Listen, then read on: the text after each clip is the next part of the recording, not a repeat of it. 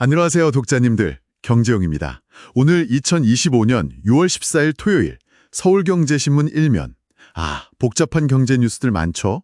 저희가 그 핵심만 쏙쏙 뽑아서 그 맥락까지 쉽고 깊이 있게 한번 풀어보겠습니다. 네, 안녕하세요. 오늘 글로벌 지정학적 긴장 얘기도 있고요. 미국 무역정책 변화, 또 국내 정책 방향, 그리고 케이팝 굿즈 시장 얘기도 있네요. 정말 다양하죠? 네, 그렇습니다. 이 뉴스들이 우리 경제에 어떤 의미를 주는지 기자님과 함께 차근차근 짚어보겠습니다.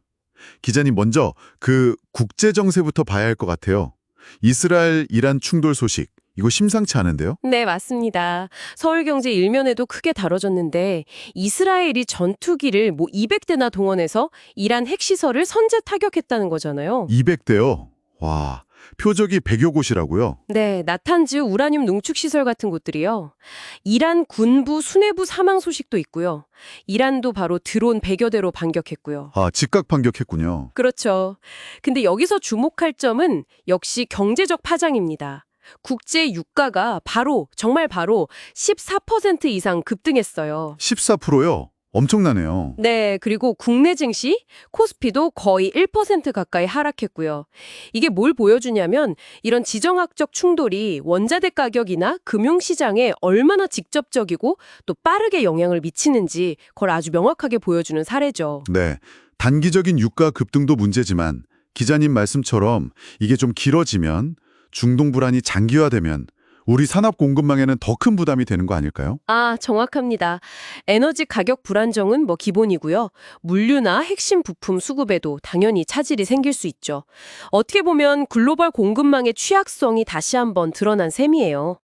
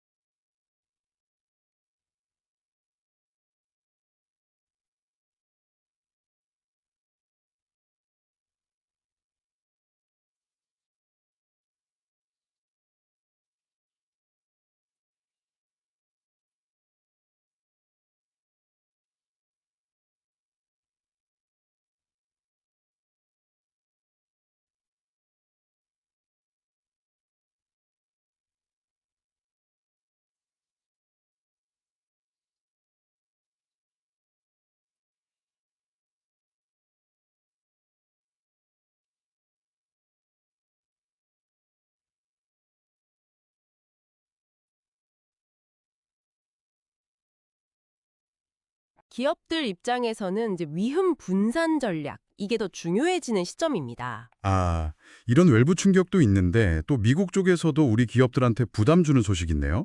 트럼프 행정부 그 새로운 관세 조치요. 네, 그것도 큰 뉴스죠. 냉장고나 세탁기 같은 가전제품에 들어가는 철강 부품에 50% 관세를 물리겠다는 건데요. 50%나요? 네, 이달 23일부터 바로 발효된다고 합니다. 특히 이제 멕시코에서 생산해서 미국으로 수출하는 삼성전자나 LG전자 물량에 영향이 있을 걸로 보이고요.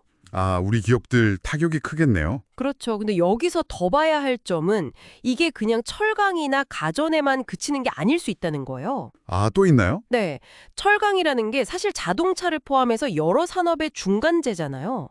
완제품 만드는데 꼭 필요한 재료인데 자동차 관세 지금 25%인데 이것도 추가로 인상할 수 있다 이런 가능성까지 언급했거든요.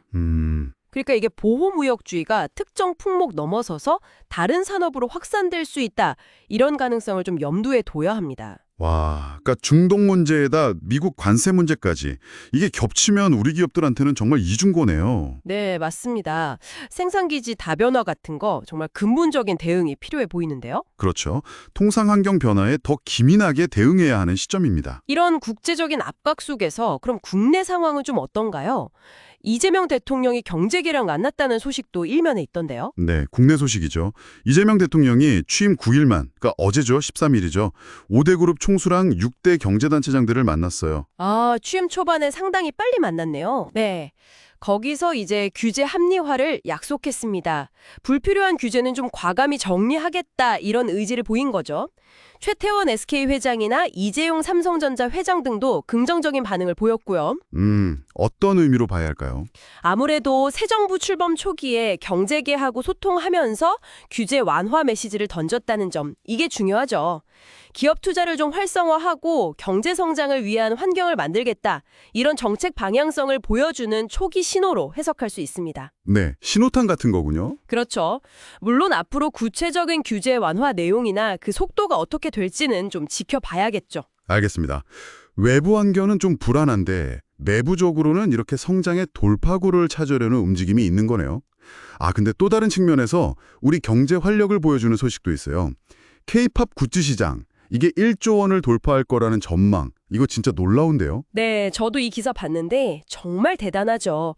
방탄소년 응원봉이라든지 블랙핑크 포토카드 같은 그런 굿즈들이 있잖아요. 네네. 이 관련 매출이 올해 처음으로 1조 원을 넘을 것 같다는 거예요. 하이브, SM, JYP, YG 이 4대 엔터사 매출이 작년보다 26%나 늘어날 전망이라고 합니다. 와, 26% 성장. 이게 단순 팬심으로만 볼 건 아닌 것 같은데요? 그럼요. 이건 단순한 팬덤 문화를 넘어서는 아주 중요한 경제적 흐름을 보여주는 겁니다. 글로벌 팬들의 그 소장 욕구가 엄청나고요. 또 최근에 한중 관계 개선 기대감 같은 것도 있잖아요. 아, 그렇죠. 중국 시장. 네, 그게 중국 시장에서의 성장 가능성까지 반영된 결과로 보여요.